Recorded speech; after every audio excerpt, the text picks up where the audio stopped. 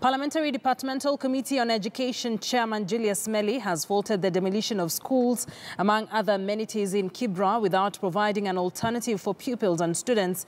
Melly has also called on stakeholders to direct focus on upbringing of boys in light of their heavy participation in school unrest cases, which now stand at 63.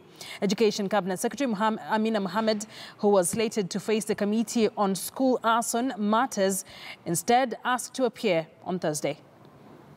Ingebidi wenye wameona ya kwamba barabara inabidi jengwe, they give prior notice that the schools be shifted.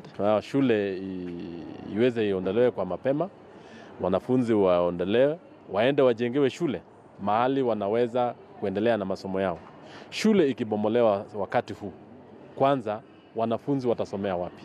Ya pili, wanafunzi vile vile wanaenda kufanya mitihani. Ile kitu nataka niambie Ministry of Roads and Infrastructure, waitengeneze fabricated classrooms haraka iwezekanavyo, ili masomo iendelee, walimu na wanafunzi waendelee na kazi yao. Iwapo mashule haitajengwa, what I will say temporary classrooms haitajengwa, inamaanisha wanafunzi zaidi ya 1000 watakosa kufanya mitihani, watakosa kuendelea na masomo yao. So sio